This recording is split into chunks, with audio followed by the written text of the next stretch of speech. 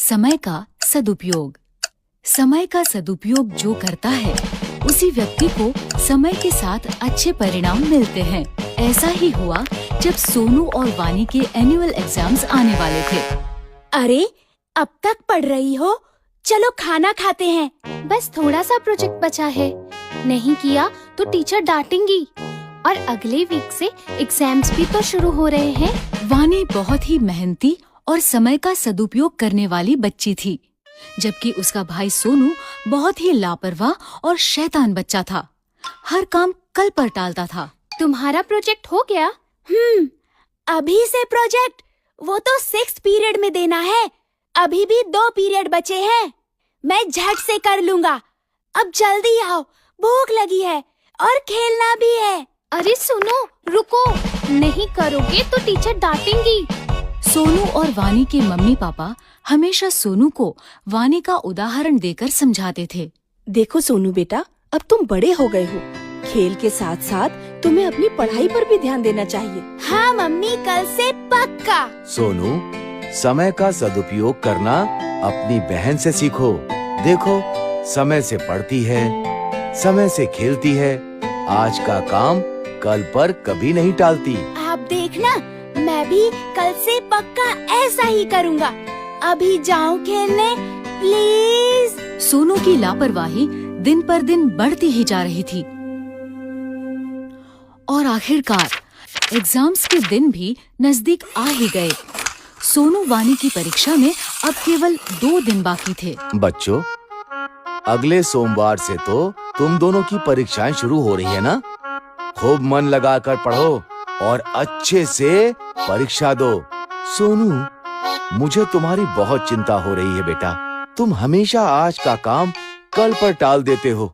पढ़ाई कल पर नहीं टालना। वानी की तरह सभी पाठ समय से पढ़ लेना, ठीक है? अरे पापा, परीक्षा में अभी पूरे 2 दिन बाकी है। मैं झट से पढ़ लूँगा सब कुछ। अभी तो मैं खेलने जा रहा हूँ। जब तक खेलूंगा नहीं, तब तक पढ़ाई भी समझ नहीं आएगी।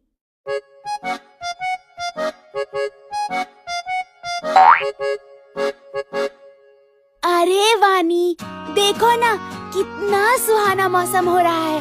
आओ ना, थोड़ी देर खेल लेते हैं। पढ़ाई तो बाद में भी कर सकते हैं, झट से सब हो जाएगा। हाँ, मौसम तो सुहाना है, लेकिन मुझे मेरा पाठ पूरा करना है। कल परीक्षा है। इस मौसम में तो खेलने का मजा ही कुछ और है। तुम पढ़ती रहो, मैं तो चला खेलने। कुछ देर बाद वानी ने देखा कि सुहाना मौसम धीरे धीरे आंधी तूफान का रूप ले रहा है और काले बादल घुमड़ रहे हैं, मानो बारिश कभी भी हो सकती है। बारिश का मौसम देख वानी को चिंता होने लगी कि अगर बारिश आ गई तो उसका पाठ कैसे पूरा होगा, क्योंकि बारिशों में अक्सर घर की बिजली कट जाती है। उसने सोनू को आवाज दी। सोनू, सोनू सुनो, मौसम देख के लगता है बारिश होने वाली है। शायद रात को बिजली भी कट जाए। खेलना छोड़ो और आकर अपना पाठ पूरा कर लो, वरना कल परीक्षा में क्या लिखोगे? चिंता मत करो वानी, अभी तो दोपहर ही हो रही है।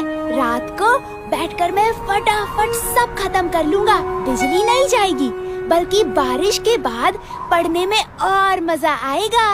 अच्छा, मैं जाता हूँ, मेरी बैटिंग आ गई। सोनू देर शाम तक खेलता ही रहा, लेकिन उसकी चिंता तब बढ़ी जब अचानक से बारिश शुरू हो गई। सोनू बुरी तरह घबरा गया और घर लौटा, जहां आकर उसने देखा घर पर ही नहीं बल्कि पूरे गांव में बिजली नहीं है। ये देखकर सोनू जोर जोर से रोने लगा। कल परीक्षा में मेरा क्या होगा? मैंने तो एक पाठ भी नहीं पढ़ा और अब तो बिजली भी नहीं है। मैं तो फेल हो जाऊंगा। मैंने कहा था ना, अपना पाठ समय से पढ़ लो। मैंने तुम्हें 1 हफ्ते पहले ही कह दिया था कि समय पर पढ़ाई कर लेना, लेकिन तुम्हें कभी कुछ समझ में नहीं आता। अब भोगो। सॉरी पापा, अब मैं क्या करूं? काश मैंने सही समय पर ही अपने पाठ पढ़ लिए होते। उसे समझ आ गया था कि उसकी लापरवाही के कारण उसके पास अब पढ़ने का समय बचा ही नहीं। रोने से अब कुछ नहीं होगा। अब समझ आया कि सब तुम्हें क्यों समझाते थे। अब रोना बंद करो और चलो मेरे साथ। मैंने अपनी पढ़ाई समय पर ही पूरी कर ली थी।